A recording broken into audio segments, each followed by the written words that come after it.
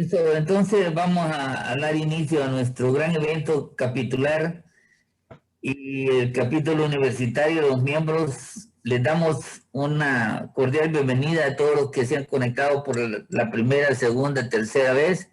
Esperamos que también allá en las otras plataformas pues los estén escuchando y viendo. Deseamos llevar un mensaje positivo en estos momentos tan difíciles que la humanidad vive, y que a pesar de que el tiempo va pasando, todavía no se ve muy claro, ¿verdad? Pero bueno, quisiera decirles un pensamiento pequeño, pero que dice: una cosa es creer que soy bendecido y otra cosa es decir que soy bendecido.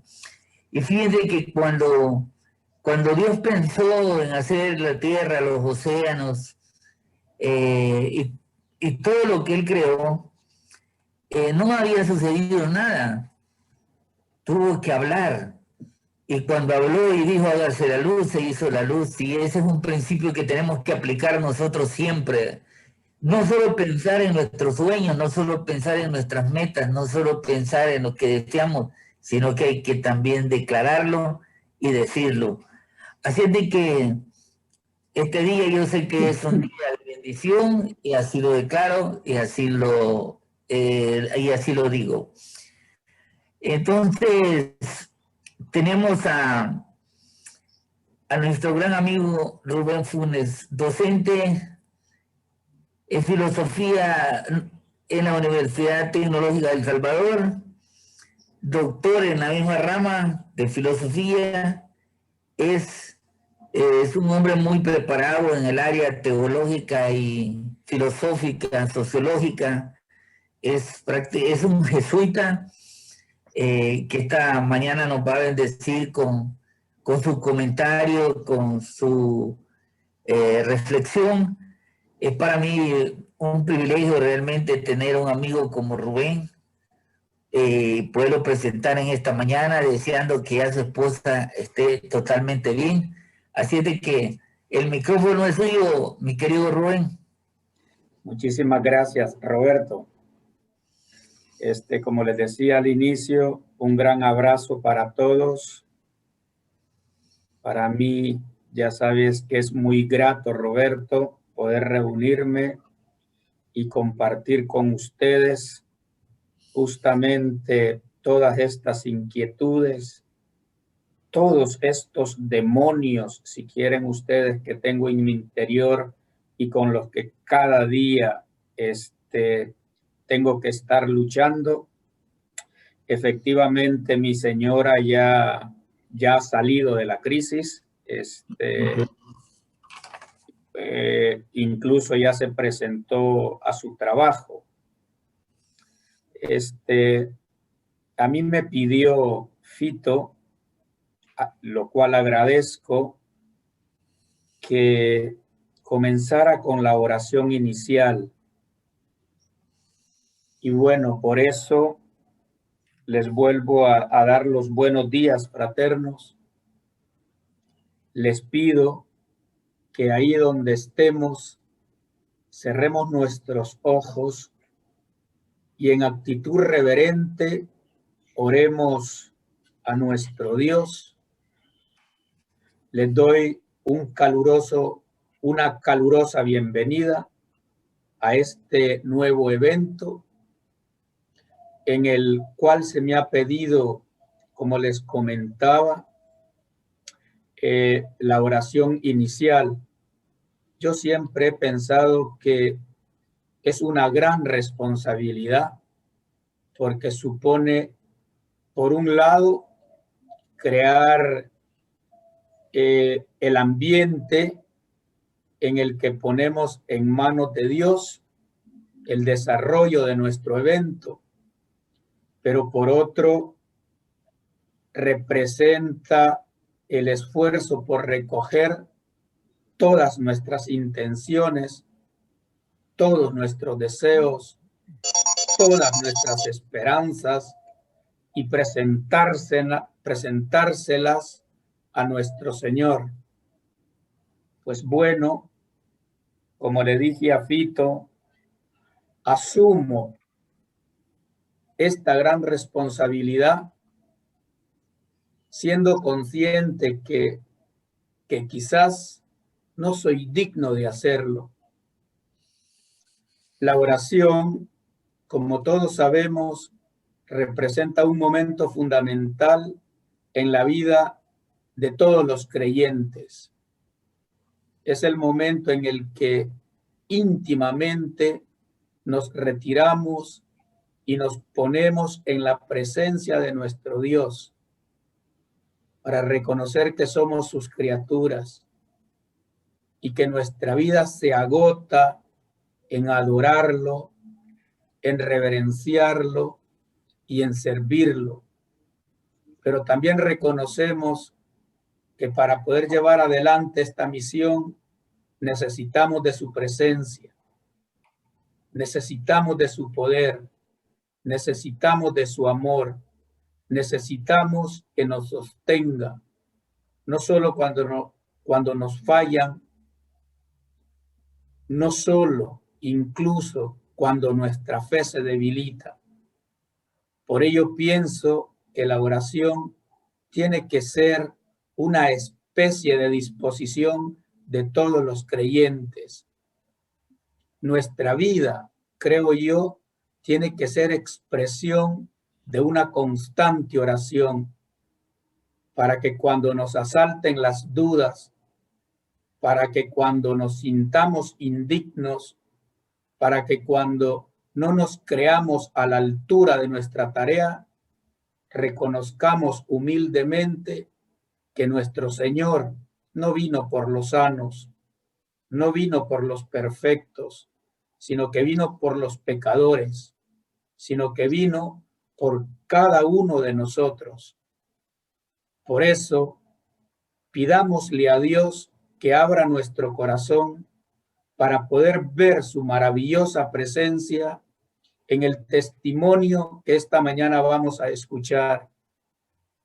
Pidámosle a Dios que nos dé un nuevo corazón, un corazón que pueda ser un digno santuario suyo, al cual nos podamos recoger tanto en nuestras crisis como en nuestras grandes alegrías.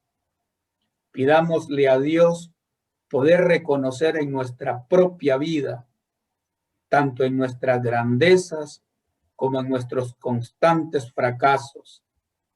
Pidámosle, hermanos, que nos libre de nuestra vanidad, de nuestra complacencia, y pidámosle que sea Él y solo Él quien llene por entero nuestra vida.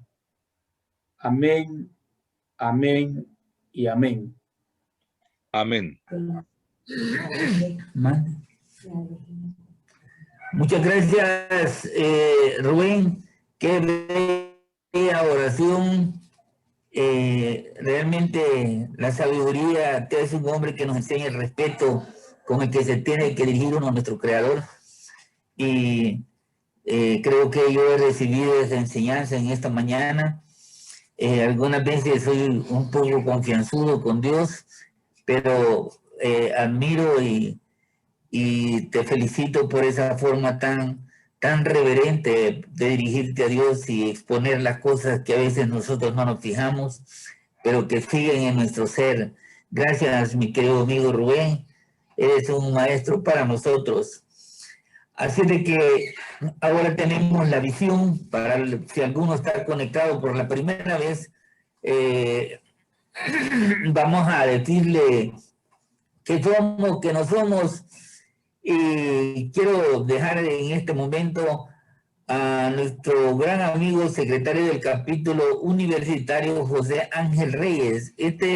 A nuestro amigo es publicista, comunicador social y ha sido presentador de televisión, de radio y reconocido por el Congreso como la voz de oro de El Salvador. Bienvenido, José, y el micrófono es tuyo, mi hermano. Gracias, Roberto. Gracias por esa presentación. Eres un gran fraterno, sin lugar a dudas. Gracias, Rubén, por esa oración preciosa. Realmente me parece que es una oración totalmente seria responsable, porque hasta en eso creo que debemos de ser los seres humanos serios y responsables cuando nos dirigimos a Dios. Y esa manera en que tú nos has guiado en esta mañana para entregar el evento es extraordinariamente, eh, es grato, grato. Nos has hecho entrar ya en un ámbito, en un clima verdaderamente importante para nosotros. Gracias, José. Bueno, se me ha pedido que dé la visión. Tengo que comenzar diciendo gracias por este privilegio que me dan mis fraternos compañeros del capítulo para hablar sobre una visión. ¿Qué es una visión? Una visión debe servir para darle sentido de propósito y finalidad a todos los seres humanos en nuestro viaje por la vida y obviamente también en nuestra actuación durante la existencia, ya sea en el plano individual como en el colectivo. Pues eso pues en realidad nos permite establecer un compromiso no solamente con los demás, sino con uno mismo para comenzar, para dar lo mejor en nuestro desenvolvimiento particular o como miembro de una colectividad en específico, como el caso de la nuestra. Por otra parte, mis amigos, la visión incentiva y da pie para elaborar un plan de misión, como bien lo habló Rubén antes que mí, y realizar pues una actividad específica cuando se pertenece a una entidad o una institución. En el caso específico de la Fraternidad Internacional de Hombres de Negocios del Evangelio Completo, o más cortamente llamada FINEC, el propósito fundamental es pescar hombres productivos y ocupados en sus correspondientes quehaceres profesionales para traerlos a los pies de Cristo. Y más aún, para traerlos a la vivencia y a la experiencia de aprender de una manera laica esta vida de espiritualidad, ¿verdad? A edificar sus respectivas vidas y sus existencias a la luz del Evangelio de Jesucristo, que vino a enseñarnos precisamente a la humanidad de este mundo una forma bien especial para encarnar nuestra vida.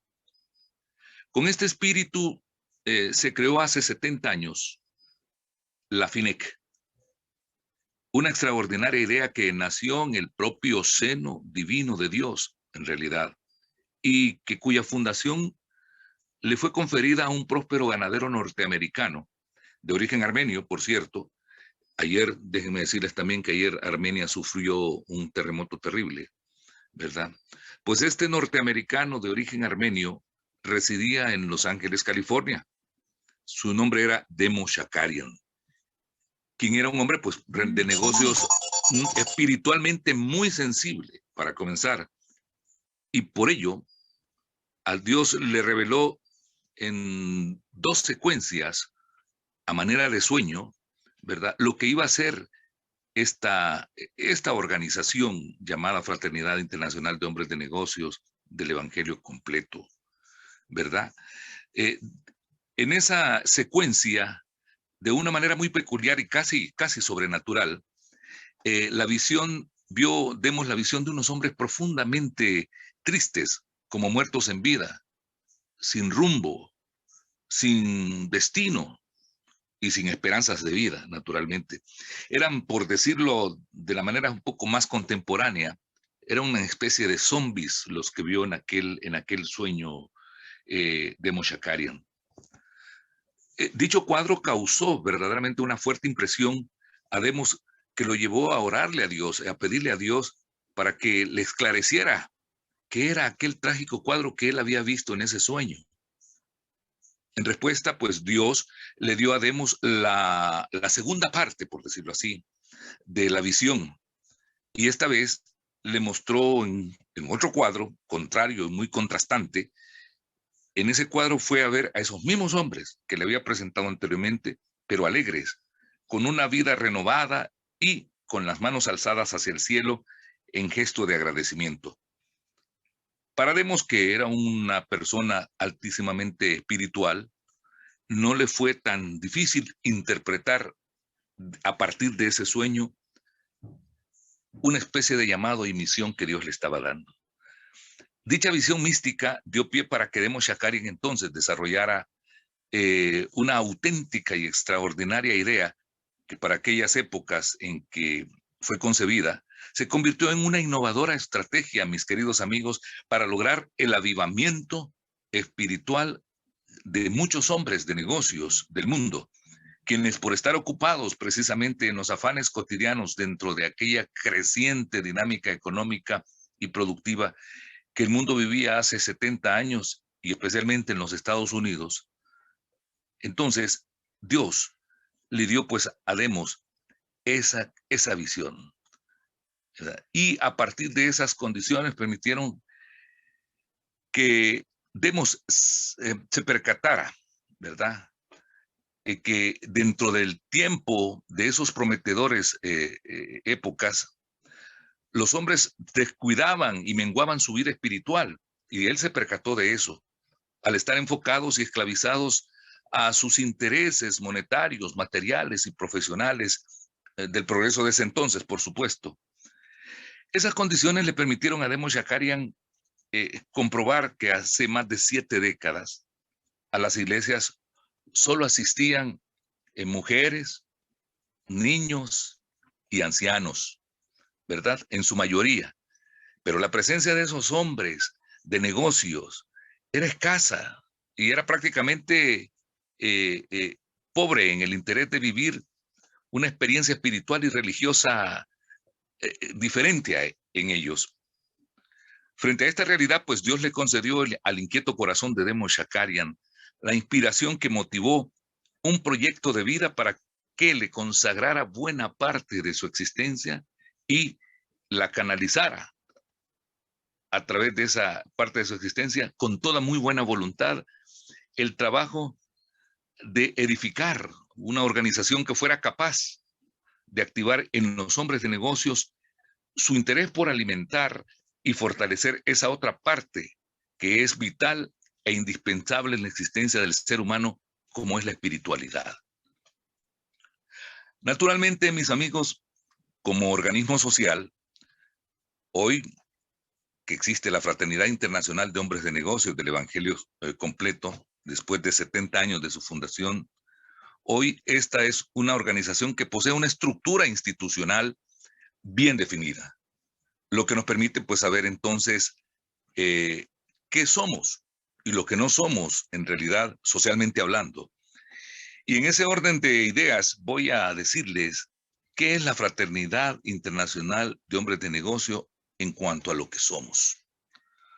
Somos, todos sus miembros somos laicos, es decir, somos una organización no religiosa. Y en este contexto, cabe aclarar que es muy importante que decirles que no ordenamos, para quienes nos visitan por la primera vez, quiero decirles que no ordenamos pastores, tampoco ordenamos ministros ni sacerdotes, y tampoco realizamos ninguna clase de sacramentos. Es eminentemente una organización laica. ¿Qué más somos? Somos transdenominacionales, o sea, no tenemos prejuicios religiosos que nos distancien entre nosotros, todos los miembros de la organización, no solo a nivel nacional, sino a nivel internacional, como estamos prácticamente desarrollando esta actividad esta mañana.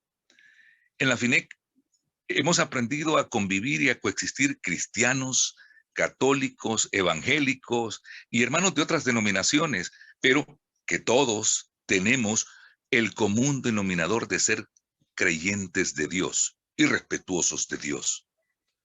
Somos evangelizadores. ¿Por qué?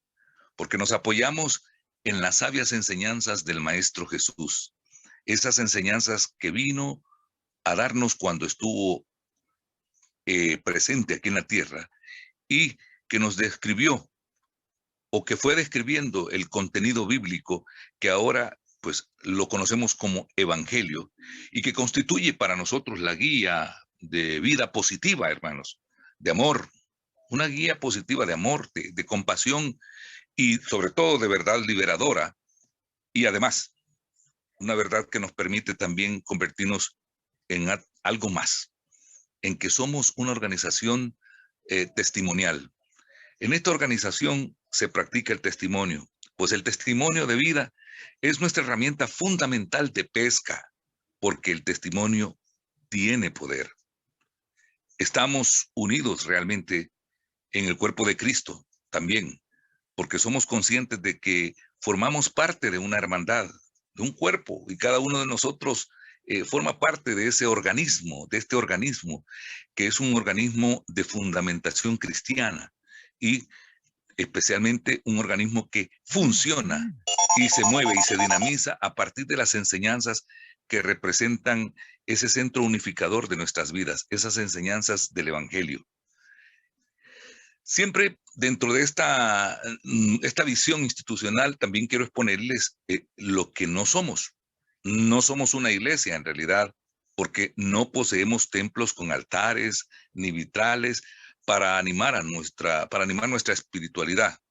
Sin embargo, nosotros hacemos hincapié a todos los miembros que cada quien tenga su propia fe, su propia práctica religiosa, y esa pues se practica los domingos. Es por eso que nosotros no tenemos actividades los domingos, para que cada quien vaya a su iglesia o vaya a su lugar de reunión y profese y haga su práctica espiritual como más le convenga.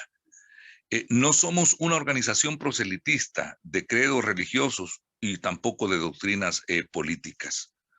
No somos una organización ecuménica porque lo que buscamos no es unir iglesias, sino sobre todo unir corazones, unir buenas voluntades, unir espíritus, definitivamente que puedan contribuir a esta gran causa de mejorar y hacer de este mundo algo bueno, algo positivo y de un bienestar común excepcional.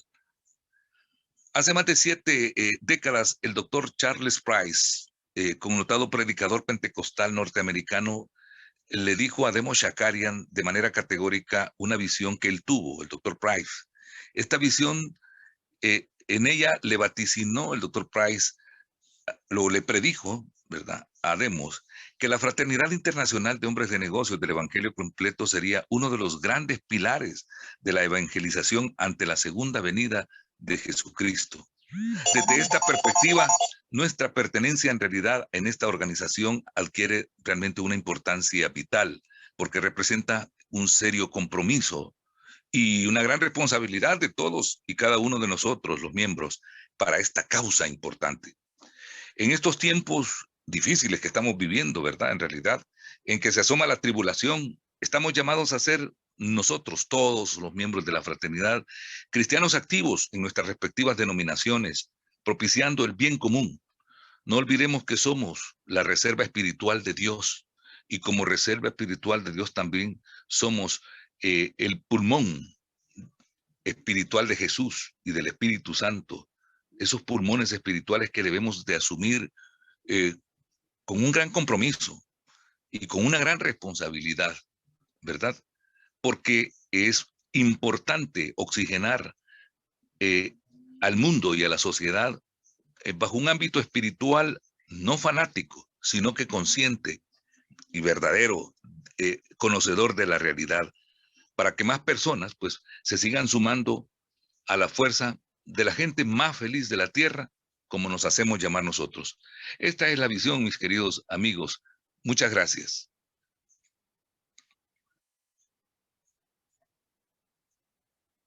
Bueno, Roberto.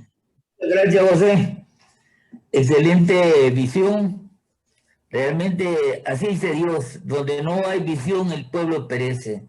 Y es por eso que la visión la debiéramos de andar cargando como los lentes, los que usamos lentes, ¿verdad?, para tenerla enfrente ahí. No solo la visión de la fraternidad, sino que cualquier visión, cualquier sueño, cualquier meta que tengamos, a la que deseamos que Dios la conteste, que Dios nos ponga las personas adecuadas para poder salir adelante en lo que nosotros anhelamos. Tenemos que estar recalcando la visión, y es por eso que en cada uno de nuestros eventos repetimos la visión con la intención de que eso vaya dentro de nuestro corazón y lo dispongamos a hacer lo que esta estrategia nos manda. Quiero darle también la bienvenida en este momento a a Daniela Maya, que está con nosotros, René, también a Mario Mendoza y a Sergio Asturias, que está desde los Estados Unidos con nosotros. Sergio, bienvenido siempre. Ahora realmente para mí es un privilegio, un verdadero honor presentar a un hombre que siempre lo admiré por su sencillez, por su humildad. Desde que te conocí, Memo Rojas, desde que te conocí, pues tocaste mi corazón con tu manera de ser, y para mí ahora es como un sueño realizado tenerte con nosotros. Quiero decirles que Guillermo Rojas tiene 22 años de pertenecer a FINEC, felizmente casado con Rocío Jiménez Chacón, y pertenece al capítulo de la Guásima en Alajuela. Además, ha ocupado varios cargos dentro de la fraternidad y en este momento es director de Desarrollo Nacional. Es un placer nuevamente presentarte, Guillermo. Gracias por estar con nosotros y el micrófono es todo tuyo, mi hermano. Gracias, Roberto. Gracias de verdad, de todo corazón. Muchísimas gracias. La alegría, el gozo es mía de poder compartir con ustedes. De verdad, siento, yo y mi familia tenemos un amor muy especial por la tierra, por la gente salvadoreña, porque en el transcurso de ese caminar han sido de una enorme bendición para nosotros. Y es un privilegio, un honor estar con ustedes y poder contarles un poquito de lo que es mi historia, ¿verdad? De lo que ha sucedido, de lo que hoy me tiene aquí delante de ustedes. Gracias por tomarme en cuenta, gracias por darme esta oportunidad de poder realmente compartir con ustedes. Contarles un poquito que yo nazco acá en la Guásima de Alajuela, teniendo escasos 4 años de edad, sufrimos la pérdida de mi papá. Mi papá venía en una motocicleta 750 de velocidad, él era muy alcohólico, le gustaba tomar mucho licor, y en un domingo, una mañana domingo, él venía con otro señor y venían a alta velocidad y tuvieron un accidente al puro frente de nuestra casa donde nosotros vivíamos, pegaron contra un automóvil que estaba parqueado y mi papá muere al frente de nuestra casa. Nosotros cuando salimos a la calle, 5 hijos menores de edad, tomados de la mano de mi mamá, nos topamos con el escenario de que el que estaba ahí tirado en la calle era mi papá. Mi papá hacía todo el intento como de ponerse de pie, pero no pudo porque del impacto mi papá se despegó el corazón. Fue algo bien complicado. En ese momento perdimos a nuestro papá y se nos vino el mundo encima porque mi mamá era una señora, una mujer muy joven, muy humilde. Mi papá era de un extracto de familia adinerada. Entonces, la primera reacción de la familia fue darnos la espalda y empezar a ver más bien cómo nos despojaban de algunas posesiones que por herencia teníamos y fue una situación bien difícil. La familia de mi mamá era una familia muy humilde y no tenía recursos, entonces mi mamá tuvo que empezar a luchar y a sacarnos adelante solita. Fueron momentos muy difíciles de ver a mi mamá muchas veces llorar de hambre, llorar de no tener ni quedarnos. Nosotros vivíamos en una casa muy, pero muy humilde, una casa de piso de tierra, una casa de madera que no tenía baño, no tenía servicio sanitario, teníamos que hacer nuestras necesidades y bañarnos fuera de la casa, en un tinaco, en un estañón que llamamos acá en Costa Rica, y era en una condición de pobreza muy, muy, muy complicada, y en medio de toda esa pobreza mi mamá tuvo que empezar a luchar para sacarnos adelante. Fue muy difícil, yo no pude, como los niños normales, como era el menor, me tocó una de las partes más complicaditas, ¿verdad? Yo no pude ir a la escuela, no tengo estudios, no tuve la oportunidad de ir a la escuela a sacar mi diploma, a hacer mi primaria, y tuve que quedarme ahí en la casa tratando de ayudar. Siendo muy niño tuve que empezar a trabajar en trabajos agrícolas. Aquí La Guásima en aquel entonces todavía era un pueblo de agricultura, y empezar a trabajar ahí en la tierra, a trabajar. y empecé a recibir mucho maltrato, mucha humillación, porque me ponían a hacer trabajos de hombre siendo un niño, 10, 11 años, y empecé a recibir mucho maltrato físico, mucha humillación, mucho golpe. Yo supe lo que fue llegar a mi casa muchas veces golpeado o maltratado, y mi mamá muy triste llegaba a curarlo a uno, a consentirlo, y el sentimiento, señores, que había en mi corazón era lo que yo decía, era, mami, si nosotros tuviéramos a mi papá, si nosotros tuviéramos a papi, nosotros no nos pasarían estas cosas, no nos maltratarían tanto, no nos humillarían. Y empezó a crecer uno con esa angustia.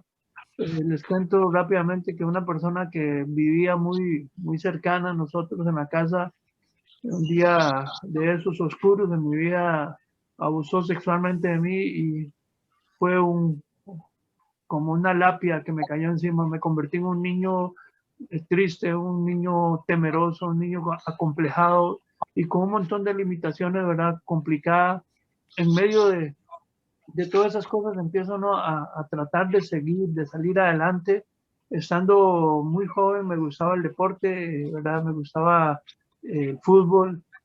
Tuve la oportunidad, teniendo 15 años, de ser llevado a las ligas menores, a las ligas básicas de un equipo acá en Costa Rica, primera división, la Liga Deportiva Alajuelense, el actual campeón aquí nacional, y empecé a desarrollarme, y era un sueño, era un anhelo, y Dios me da la oportunidad de empezar a dirigir. Tuve la oportunidad en medio de muchas pobrezas, muchas veces no teniendo ni los pasajes del autobús para ir al estadio, muchas veces no teniendo ni zapatos de fútbol dignos o para jugar. Dios me dio la oportunidad y fui seleccionado, tuve la oportunidad de hacer una pretemporada en primera división, y todo ese tipo de cosas, ¿verdad? Empezaron a llenarme de mucha alegría, donde la gente decía, el muchachito, el chiquillo, como decimos acá en Costa Rica, que no tiene papá, que no tiene ni recursos, tan humilde, prácticamente se está convirtiendo en un ejemplo, ¿verdad? Por el deporte. Y después de esa convocatoria a una selección local de acá, participamos en Juegos Nacionales. Me llaman activamente ya a formar parte del equipo mayor de primera división de Liga Deportiva Alajuelense, teniendo 18 años. Yo no sé allá en Salvador, pero acá los deportistas como que ya empiezan a caminar como de puntas, como que no ponen los pies al suelo, ¿verdad? Y ya yo a esa edad ya yo caminaba de puntica, ¿verdad? No tocaba ni el suelo, y yo me ponía unas pantalonetas de calzonetas, ¿verdad? Que parecían como boxer, más bien como casi que como con pornografía, ¿verdad? Pequeñitas. Y yo me sentía feliz, me sentía orgulloso de lo que, siendo un huérfano que me crié sin estudio, que no tenía ni zapatos, que no pude ir a la escuela, y un montón de cosas. En ese momento, a mis 18 años, 19 años, era prácticamente un modelo aquí en mi pueblo por el estilo de vida que llevaba, por ser un jugador de primera división. Por ese recurso, ¿verdad?, que era el fútbol en ese momento, acá en Costa Rica se estilaba que las empresas grandes tenían equipos de fútbol, y una empresa grande se interesa y me contrata, ¿verdad?, para que yo pueda trabajar en esa empresa y ser parte del equipo de la empresa. Por ese ofrecimiento paso del fútbol profesional y me voy a una empresa, y de la noche a las mañanas, mis queridos salvadoreños, le quiero decir que empecé a ganarme un montón de plata. Yo no estaba acostumbrado a tener dinero. Mi abuela Carlota, mi abuela materna, me decía, Memito, no hay cosa más terrible que un tonto con plata, ¿verdad? Yo sé que en Salvador a nadie le ha pasado, yo sé que en Salvador a nadie le ha sucedido eso, pero acá en Costa Rica darle plata a un tonto es como darle una ametralladora, ¿verdad? Como darle un arma de fuego. Empecé a querer llenar todos los vacíos que había en mi corazón, empecé a hacer un montón de cosas, empecé a querer llenar los vacíos, ¿verdad? Empecé a comprar zapatos porque no había tenido zapatos bonitos, empecé a comprar zapatos y llegué a tener 25, 24 pares de zapatos diferentes, empecé a comprar ropa. Fue tanta la locura que cuando me di cuenta estaba mandando a traer mi ropa a los Estados Unidos porque yo quería llenar la desnudez de mi infancia. Yo quería ponerle zapatos, yo quería ponerle ropa al niño que despreciaban, al niño que humillaron por no tener ropita, por andar descalzo, sin zapatos. Y yo quiero decirles que por más zapatos finos de marca, por más ropa de marca que tuve, por más colonias, relojes de marca, nunca pude llenar el vacío que había en mi corazón. Nunca pude ser feliz con lo que estaba, con lo que el dinero podía comprarme en ese momento. Y ese vacío se empieza a hacer cada vez más grande y empiezo a buscar la forma de llenar ese vacío y de pronto empiezo a coquetear. Unos amigos me aconsejaban, tomarte un traguito de whisky, tomarte eso, sin saber que yo venía siendo predispuesto a ser alcohólico porque toda mi familia era alcohólica. Teniendo 21 años de edad, empiezo a coquetear y empiezo a tomarme unos traguitos para tratar de ser feliz, de disfrutar como disfrutaban los demás. Y cuando me di cuenta se me vino el mundo encima. No tenía 24 años cuando era un alcohólico en potencia, donde empecé a tener problemas serios con el alcohol, donde eran tan serios los problemas que yo me perdía completamente. Y en esas fiestas, como les decimos acá en Costa Rica, en esas borracheras que me pegaba, apareció una persona que me decía, fume marihuana para que se controle, inhale cocaína, y cuando me di cuenta empecé a fumar marihuana, inhalar cocaína, en ese desorden de vida controlado todavía que tenía hasta ese momento. Yo tenía una novia donde ya yo había construido mi casa para casarme con ella, donde teníamos todo un proyecto ya de vida montado, pero aparece en mi vida otra muchacha, una muchacha que venía de un mundo muy, muy difícil, una muchacha que venía de tener una vida muy, pero muy complicada, y empieza y aparece en mi vida, y aquí como buen tico, ¿verdad? Allá, como buen salvadoreño, empiezo y la conquisto, y ya yo me sentía como que yo era el top, ¿verdad? El sexy, el conquistador, y empiezo a andar con ella sin ninguna intención, sin ningún proyecto de vida, nada, simplemente como decimos acá en Costa Rica, como un lance, como una aventura, y empiezo a compartir con ella, y esa relación se fue haciendo como un poco más frecuente, hasta que llega y pasa un día, como 3 meses habían pasado, y esa muchacha un día me confronta y me dice, Guillermo, estoy embarazada. Y se me vino el mundo encima porque yo tenía mi proyecto de vida con otra persona, tenía mi casa, mi hogar construido para casarme con esa otra persona. Y esta muchacha me dice, estoy embarazada, y se me vino el mundo encima. ¿Por qué, señores? Porque yo no tenía ningún plan con ella, yo no la amaba, no estaba en mi proyecto de vida. Pero cuando me dice que está embarazada, se me viene el pensamiento de todo lo que yo pasé por no tener papá, de todos los golpes, de los maltratos, de las limitaciones, de las violaciones que sufrí siendo huérfano. Y por esa convicción digo, yo no puedo permitir que mi esposa, que esta mujer se haga responsable de ese hijo sola. Y me la traje, señores, contra todos los pronósticos, me la traje a vivir a mi casa, a la que había construido para casarme con otra mujer, me la traje a vivir conmigo, y empezó un desastre de vida. Todas mis intenciones eran buenas, pero una cosa piensa uno y otra cosa es la realidad. Empezaba a vivir y empecé a tener momentos muy complicados. ¿Por qué? Porque yo me despertaba a la madrugada y yo veía a esa mujer y yo decía, Señor, esta no es la persona que yo quería para mi vida, no es esto lo que yo tenía planificado. Y empecé, y en esa angustia de no amarla, de no quererla, más bien de a veces hasta sentir hasta algún tipo de rechazo, empiezo a ver cómo lleno ese vacío, y entonces las drogas y el alcoholismo empiezan a tomar más fuerza y empiezo a crecer en los vicios, tratando de mitigar, tratando de llenar esa falta de felicidad que había en mi corazón. Perdón, y cuando me doy cuenta, señores, estoy hundido en un alcoholismo y en una drogadicción, que a los 25, 26 años de edad ya yo no jugaba fútbol ni en canchas abiertas, que a los 25, 26 años ya empiezo a tener problemas de internamientos en hogares salvando al alcohólico, en clínicas de recuperación, que empieza a tener problemas serios al punto de que llegó un momento donde me despidieron de la empresa, perdí el trabajo, nace, en ese momento ya estaba mi hija que nos dio, y yo tengo que contarles con pena en mi corazón que mi hija pasó momentos más difíciles de los que yo pasé sin tener papá. Mi hija pasó hambre, pasó necesidades, pasó humillaciones, de ver a su papá cómo lo entraba a la fuerza pública y se lo llevaban prisionero porque me convertí en una persona problemática, una persona que hacía daño. Tengo quebraduras en mis manos porque todo lo solucionaba a golpes. Me convertí en una persona violenta, en una persona agresiva, en una persona que hacía mucho daño. Pero señores, como buen alcohólico y como buen vicioso, el lugar donde más daño hacía era en mi hogar. Las personas que más sufrieron mi desorden de vida fue mi esposa, mis hijos, fueron mi familia. Ahí fue donde yo me enseñé a hacer mucho daño. Y ese estilo de vida no duró mucho. Teniendo 27, 28 años de edad, mi esposa, por el maltrato, por las humillaciones que tenía, tomó la decisión y se fue de la casa y me dejó solo.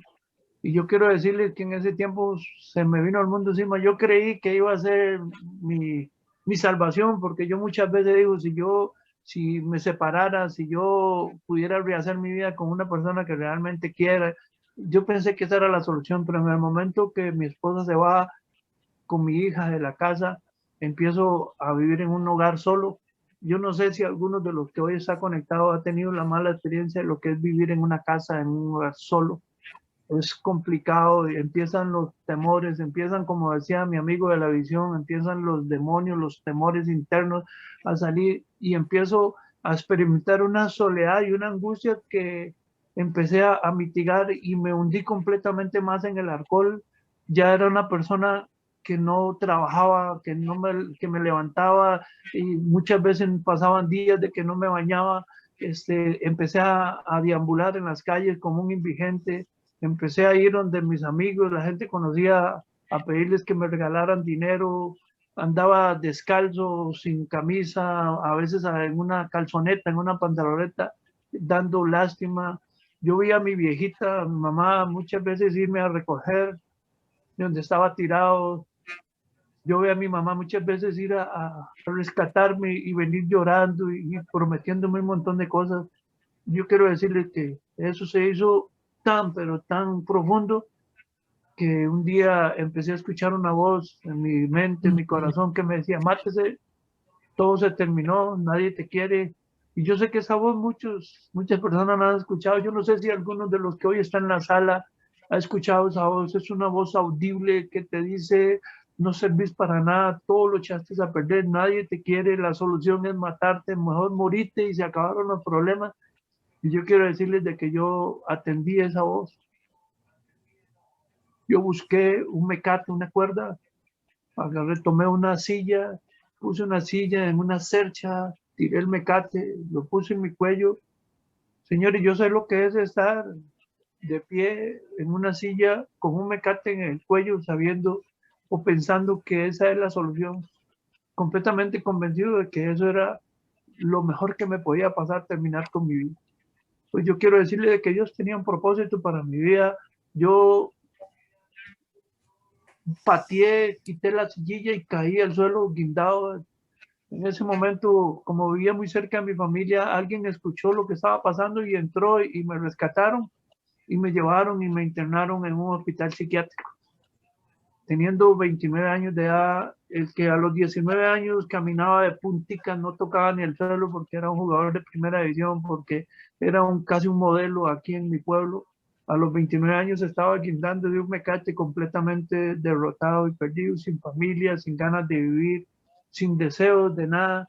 Y en ese hospital psiquiátrico estuve 15 días recibiendo terapia y toda la cuestión, hasta que salí de ahí y salí igual, completamente perdido, completamente desorientado, con mucha información, pero sin ganas de salir adelante. Y es ahí donde mi historia empieza a cambiar. Un hombre, un amigo así como ustedes, una persona que había conocido de esta organización, de los hombres de negocios, una persona que había tomado licor conmigo, que había hecho cosas indebidas conmigo, este hombre había conocido de los hombres de negocios de esta visión, y este hombre se da cuenta en la posición que estoy, en la situación que estoy viviendo, y se interesa y empieza a llegar a mi casa. Y yo le quiero decir, yo no sé a cuántos de ustedes le ha pasado, este hombre llegaba con una sonrisa, que yo lo que decía era que este hombre llegaba como burlándose de mí. Era una sonrisa, decía yo, usted trae una sonrisa como de tonto, ¿verdad? Yo no sabía, no podía entender ese gozo que había, esa sonrisa. Ese hombre llegaba y me decía, Guillermo, vamos a una reunión de los hombres de negocios, vamos, yo lo llevo. Y yo le decía, ve a mi amigo, yo vengo saliendo de un hospital psiquiátrico, pero está más loco usted que mí. ¿Qué voy a hacer yo en una reunión de hombres de negocios? No tengo nada, vean, no tengo familia, no tengo trabajo, no tengo ganas de vivir. Y este hombre insistía, insistía, y fue tanto el amor de este hombre, fue tanta la insistencia, que un día no me quedó más remedio que decirle, bueno, yo lo acompaño hasta esa reunión, pero si usted me invita a una botellita de guaro, de licor. Y este hombre se me queda así viendo y me dice, si lo invito a una botellita de licor, usted va conmigo. Le digo, papito, usted me invita a una botellita de licor, yo voy como usted donde sea. Y este hombre toma su vehículo, se fue y me llegó con una botellita, pachita, le llamamos aquí, una botellita pequeña, y me dice, tome, usted tiene que acompañarme a una reunión de los hombres de negocios. Vean ustedes, personas que tienen poco ingreso, que tal vez hoy nos visitan por primera vez, la clase de visión a la que la están invitando. Una visión donde un hombre no tuvo ningún perjuicio de invitarme a un trago para que yo pudiera llegar a una reunión. ¿Saben por qué, mis amigos? Porque este hombre sabía que a mí lo que me estaba matando no era el guaro. Este hombre sabía que a mí lo que me estaba matando no eran las drogas. Este hombre sabía que a mí lo que me estaba matando era la ausencia de Dios. La falta de Dios en mi corazón, eso es lo que me estaba matando. Eso era lo que me tenía destruido. Entonces este hombre sabía que si para llevarme tenía que darme un traguito más, no iba a hacer ninguna diferencia. La diferencia iba a ser en el momento que yo conociera de esta estrategia y a través de esta estrategia conociera de la persona más importante, más especial que he conocido en toda mi vida, nuestro Señor Jesucristo. Llego a una reunión de los hombres de negocio, mis amigos, de una forma completamente derrotados. Me tuvieron que conseguir ropita prestada, me tuvieron que conseguir unos zapatos, me llevaron y yo no podía ver a otro ser humano a los ojos porque mi vida estaba destrozada. Mis amigos se cruzaban de acera, mis amigos ya les daba vergüenza que yo los saludara o cosas así. Y en esta reunión llego a un lugar donde se reunían los hombres de negocios y cuando me vieron llegar estos hombres de negocios, gente bien elegante, así como ustedes, gente muy fina, gente con sus trajes y todo, me vieron llegar, esta gente se alegraron de verme y venían y me saludaban y me abrazaban y me decían bienvenido, Guillermo, usted es una persona importante, usted es una persona especial. Y yo no podía entender qué es lo que estaba sucediendo porque todo el mundo me despreciaba, hasta mi familia ya me había dado la espalda. Y en un lugar de una reunión de estas, la gente me decía que yo era importante, que yo era especial. Empezó ese evento, muchachos, y yo estaba ahí completamente aturdido. Yo no sabía ni qué estaba haciendo yo en ese lugar. Yo decía que esto termine rápido porque me sentía mal de estar en ese lugar. Pero llegó un momento donde el anfitrión, el que estaba dirigiendo el evento, dice, el evento llega al final. Y yo digo, guay, qué dicha, ya terminó para poder salir de este lugar. Pero antes de terminar, dice el Señor, antes de retirarnos, vamos a hacer una oración que ha cambiado la vida de miles de personas. Y hoy es un día especial para que usted haga esa oración. Y se póngase de pie, el que quiera hacer esa oración. Yo fui el primer bombeta que me puse de pie, me pongo de pie y me dice, repita conmigo y empiezo a repetir. Yo no tenía problemas con ese tipo de cosas. Yo no tenía problemas con hablar de Dios. ¿Saben por qué? Porque yo me arrastré tanto en las drogas y en el alcoholismo que yo pedía dinero en el nombre de Jesús. Yo supe lo que fue llegar a una casa y decirle, por Dios, ayúdeme, mi hija se me está muriendo, la tengo que llevar al hospital. Y era para que me dieran plata, dinero para ir a consumir alcohol o droga. Y cuando en esa reunión me dicen que hay que hacer una reunión, yo no tuve ningún problema por eso. Y empiezo a repetir, pero lo que ahí pasa fue lo que marcó mi vida. Cuando yo estoy haciendo esa oración de una forma así, solo de Dios, empiezo a sentir que los pies se me aflojan los pies y empiezo a sentir una reacción y cuando me di cuenta, pum, caí hacia adelante, así como postrado, como de rodillas, caía al suelo y no había tocado el suelo a mis amigos cuando empecé a llorar. Y empecé a llorar y lloraba, y yo no podía parar, no podía dejar de llorar, y estando en el suelo empezó a darme como coraje, decía, ¿cómo yo voy a estar aquí delante de ese montón de hombres llorando? Yo que en la calle me gustaba pelear, hacer daño, me gustaba jugar de hombre, y en una reunión de hombres de negocios yo lloraba como un niño ahí en el suelo. De pronto tomo fuerzas de ahí, de flaqueza, y me levanto, me sacudo la nariz y digo, estoy llorando, ¿qué? ¿Cuál es el problema? Bendito sea el Señor, nadie estaba preocupado por lo que estaba pasando conmigo. Lo único que sí le puedo decir es que el 18 de octubre de 1998, El Espíritu Santo Dios, el mismo que está hoy aquí con nosotros, me tiró al suelo para que yo reconociera que sin Dios yo no era nada. Para que yo entendiera que yo había intentado de muchas formas salir adelante, pero no lo había logrado. Para que yo me diera cuenta de que tan grande es el amor de Dios que la mejor posición en la que yo podía estar era en el suelo para que Él me levantara. Y Él me levanta y empiezo a vivir una vida completamente diferente. Yo iba para mi casa después del evento y yo decía, ¿qué pasó? Yo no podía entender qué había pasado. Yo sabía que algo había sucedido, pero no lo podía entender. La sorpresa más grande de mis amigos es cuando yo llego a mi casa y veo que la casa está con las luces prendidas, está iluminada. Hijo de mi alma. Y voy a entrar y digo, seguro se metieron a robar. En eso me recordé que no tenía nada que me robaran. Yo creo que en aquel momento un ladrón hubiera entrado a mi casa, me deja algo más bien, porque daba lástima. Cuando llego a mi casa, voy a abrir la puerta a mis amigos. De dentro, la puerta se abre. Mi esposa había tomado la decisión junto con mi hija de regresar a la casa. Yo digo que es el gran amor que Dios nos tiene. Seguro el Señor se quedó viendo y digo, este gordillo, si no le ayudo, no va a poder, se me escapa. Y tomó la decisión y tocó el corazón de mi esposa. Mi esposa se dio cuenta que yo estaba en una reunión tratando de cambiar y regresó a mi casa.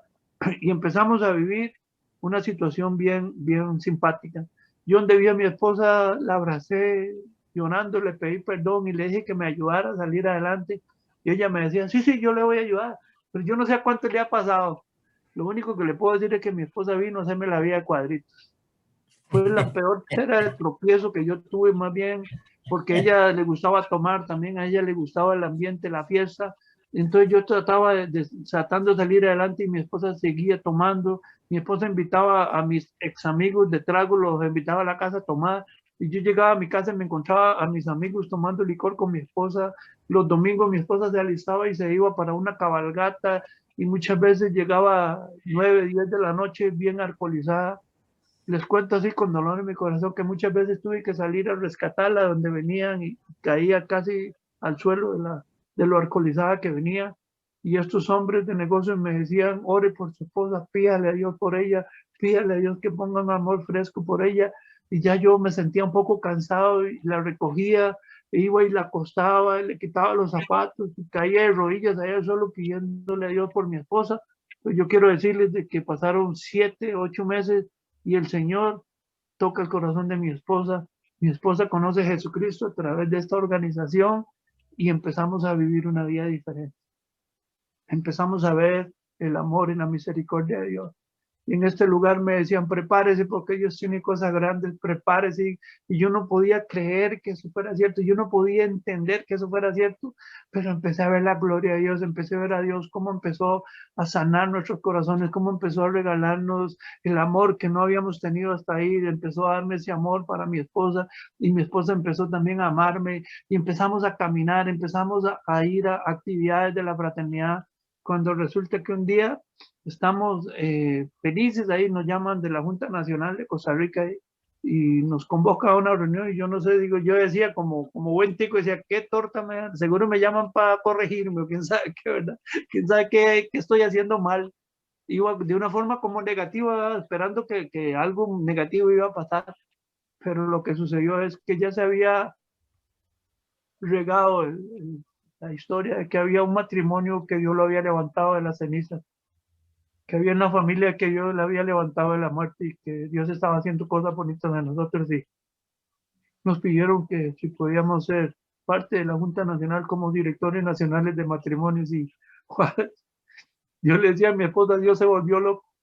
Nosotros hace unos meses, hace un par de años atrás queríamos matarnos, no nos soportábamos, no había nada entre nosotros y hoy Dios nos pone a dirigir todo lo que son actividades familiares, seminarios de parejas y un montón de cosas en nuestra fraternidad y empezamos a luchar y estando en ese proceso empieza Dios a darnos cosas bonitas y una de las cosas bonitas, por eso le decía que yo amo la tierra de Salvador porque llegó una invitación de San Miguel del Salvador, de doña Leonor Rivera, y nos invita para un aniversario que tenía en el capítulo Los Jardines de Amas en San Miguel, y nos dice, pero queremos que venga toda la familia. y nos da la oportunidad, mis amigos, de llegar al aeropuerto por primera vez. Yo nunca había, yo había salido de aquí, de mi casa, solo en la patrulla o en la ambulancia, o para la cárcel o para el hospital. Yo, el aeropuerto vivo muy cerca de ahí, yo los aviones los veía pasar nada más en las alturas. Yo nunca me imaginé tener esa experiencia.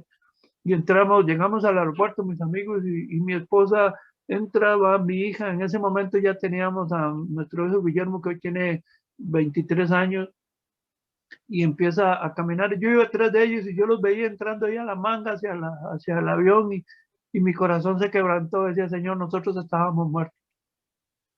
Nosotros no teníamos esperanza y tú nos diste la vida y nos diste una esperanza.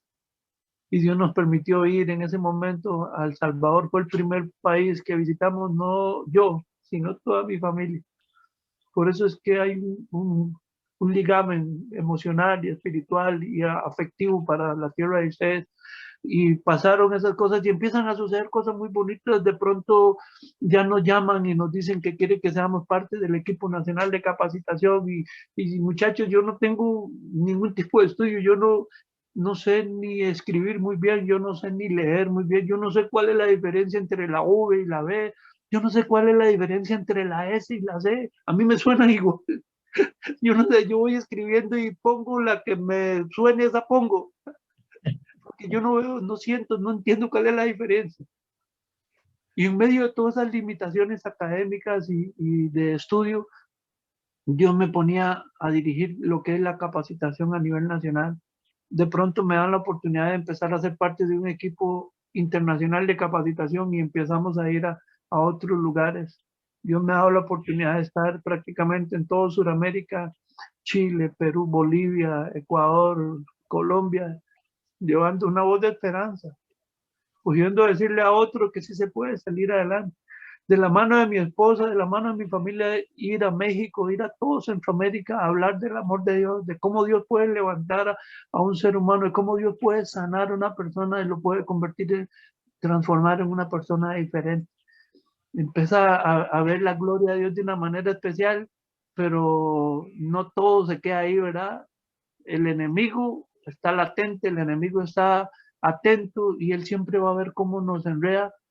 En medio de esa emoción, de todo ese servicio tan lindo, de ver la gloria de Dios que estábamos viendo en ese momento, aparece un asesor financiero que empezó a llegar a la fraternidad y de la noche a la mañana empezó a acercarse y me empezó a conquistar de que hiciéramos un negocio, de que yo podía surgir, de que yo podía tener el negocio que hasta ese momento teníamos. Ya teníamos un negocio de venta de ropa, llamamos acá una tienda, un local de venta de ropa. Y ese hombre me decía, usted lo puede mejorar y puede hacer. Y yo, por mi falta de conocimiento, por mi ignorancia en muchas cosas, me dejé enredar, señores, y cuando me di cuenta, me tenía enredado y había perdido todo, la propiedad, la casa, todo estaba a nombre de otra persona. Y cuando me di cuenta, tuve que empezar a hacerle frente a una deuda que no era mía, pero tenía que hacerle frente porque si no me echaban a la calle de mi casa, de mi negocio. En febrero de hace 2 años tuvimos que tomar la decisión como familia de entregar las llaves de esa propiedad, de esa finca, del negocio. Nos unimos como familia y le pedimos a Dios que nos ayudara. Fue muy duro porque quedábamos completamente en la calle y en la voz del enemigo diciendo, todo lo perdiste, todo lo echaste a perder, no tenés nada y ahora de cuál Dios vas a hablar. Y yo quiero decirles que Dios metió su mano y en los momentos más difíciles abrió puertas. Logramos en medio de mucho esfuerzo comprar otra propiedad pequeñita, pero gracias a Dios la pudimos comprar. Nos quedó un poquito de dinero y empezamos a construir una casita y Dios nos dio la oportunidad de ver cómo el dinero se multiplicaba y construir una casa en esta que estamos hoy, una casa linda, preciosa, una casa digna, una casa que está abierta para todos mis amigos salvadoreños cuando vengan acá por Costa Rica a venir a compartir con nosotros acá para que vean la gloria de Dios. ¿Qué les quiero decir con esto? Que el diablo tenía estimado que nosotros lo perdiéramos todo, pero Dios en medio de todo eso nos dio la oportunidad de salir adelante y de tener un nuevo comienzo. en una actividad que estamos, me toca coordinar muchas cosas ahí en la actividad esta nacional. Y la sorpresa mía es que cuando estoy en eso veo entrar mis amigos, y con esto quiero ir cerrando, veo entrar al hombre, a la persona que me estafó, a la persona que prácticamente nos robó la propiedad, el negocio y la casa donde vivíamos. Y lo veo entrar y empieza mi corazón a debatirse. Yo no sabía ni qué hacer cuando de pronto viene la voz de Dios y me dice, este es el momento para que usted pueda poner en práctica lo que usted habla. Y empieza el Espíritu a confrontarme hasta que mis amigos no me quedó más remedio que caminar hasta donde estaba ese hombre. Y ese hombre donde me ve acercándome seguro sintió que yo lo iba a golpear, que lo iba, no sé. Y se puso así como asustado. Y cuando yo llego donde él, le digo, don Gerardo, yo necesito que usted me perdone. Yo necesito que usted me perdone porque he sentido deseos hasta de terminar con su vida, pero hoy en el nombre de Jesús yo quiero pedirle perdón. Yo quiero decirle de que yo lo perdono de cualquier cosa que usted haya hecho contra nosotros. Usted puede sentirse liberado en este día. Este hombre se me quedó viendo y no me pudo decir media palabra. Cayó sentado en la silla en donde estaba y empezó a llorar con su cabeza inclinada en el suelo. Yo me retiré y quiero decirles de que tengo varios años de que no lo volví a ver. No sé qué se hizo, pero Dios me dio la oportunidad de perdonarlo. Dios me dio la oportunidad de perdonarme yo. Y yo les quiero decir, mis amigos salvadoreños, que el perdón es la llave. El perdón es el que abre las puertas. El perdón es el que activa la bendición de Dios. Nosotros, si no perdonamos, los que más daño nos hacemos somos nosotros mismos. Dios me dio la oportunidad de poder perdonar a ese hombre y hemos vivido en estos tiempos preciosos. Cae la pérdida de mi casa, cae la pérdida de negocio. Tengo 2 años de no tener negocio. Cae la pandemia el año pasado y todo el mundo dice, ahora sin negocio, sin casa, empezando a construir, empezando a levantarse, y cae la pandemia. Y yo le quiero decir que Dios nos ha cuidado, Dios nos ha guardado, Dios ha sido fiel, no nos ha faltado nada. Tenemos, más bien, mis amigos, le digo, tenemos de sobra. Dios nos ha dado la oportunidad en este tiempo de pandemia de tomar de lo que tenemos para poder ayudar a otros. Esa es la provisión, esa es la bendición que Dios da a los que le creemos. Y yo sé que ustedes son gente de fe, gente que tiene un corazón lindo y hoy pueden recibir ese mensaje. Dios está con nosotros. Hemos visto la gloria de Dios. Hoy yo tengo la oportunidad de abrazar a mis hijos. Mi hijo menor mide 1,81 m, es un hombre grande. Este llega y me abraza, me muerde, me besa y me dice que me ama. Yo no tuve papá, señores, yo no sé lo que es un abrazo de mi papá. Yo no tuve la oportunidad de escuchar la voz de mi papá diciendo que me amaba. Y Dios a través de este movimiento me da la oportunidad de poder escuchar a mis hijos decir que me aman, que se sienten orgullosos de mí. Ese es el Dios que hoy queremos presentar en esta mañana. Un Dios que sana, un Dios que salva, un Dios que liberta, un Dios que está ahí deseoso de ayudarnos, de tendernos la mano. Para cerrar, le quiero decir que a finales del año pasado, don Ricardo Remuno, nuestro presidente nacional y presidente para Latinoamérica, vicepresidente, perdón, me llama y tiene una conversación conmigo y me dice, Guillermo, yo necesito tenerlo a usted a mi lado, yo necesito que usted trabaje hombro a hombro conmigo, necesito que este año me ayude como director de desarrollo nacional. Quiero decirle que yo no tengo con qué pagarle al Señor. Yo anoche andábamos en una actividad, hicimos un esfuerzo y en las últimas 2 semanas hemos visitado todas las zonas del país. Anoche andábamos en la zona cafetalera, en lo que llaman la zona de los Santos, y realmente no tiene uno con qué pagarle al Señor.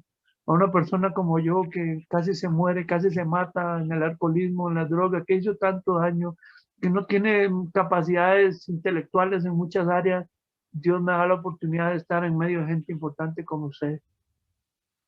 Dios saca al mendigo del basurero y lo hace sentarse en medio de gente importante, mis amigos. Dios tiene un propósito precioso para cada día. Hoy le digo que estoy enamorado de mi esposa, tengo mi hija de 29 años, camina de la mano conmigo, mi hijo de 22 años me lleva y me invita a que vayamos a mejenguear, como decimos aquí en Costa Rica, ir a las placitas estas de fútbol rápido ahí a compartir con ellos. hoy tengo una vida completamente diferente. Gracias a que un día un hombre así como usted me animó y me motivó a que hiciera una oración. A mí me gustaría pedirles en esta mañana, si lo tienen a bien, hacer esa oración. Es una oración que no solo cambió mi vida, sino la vida de toda mi familia. Es una oración que si uno la hace creyendo de corazón, nuestras vidas de hoy en adelante nunca más van a ser igual. Yo quiero decirle ahí donde usted está, que de una forma sencilla, de una forma respetuosa, usted tome una actitud de oración y pueda repetir conmigo esta oración. Poder decirle, Señor Jesús, Señor Jesús, en esta mañana en esta mañana yo reconozco yo reconozco que soy pecador. que soy pecador. Reconozco que he pecado, Reconozco que he pecado, pero me arrepiento pero me arrepiento y te pido perdón. y te pido perdón. Y en esta mañana, Y en esta mañana, libremente, libremente, yo abro mi corazón yo abro mi corazón y acepto y acepto a Jesucristo, a Jesucristo, tu Hijo, tu Hijo, como mi Señor y Salvador personal de mi vida. como mi Señor y Salvador personal de mi vida.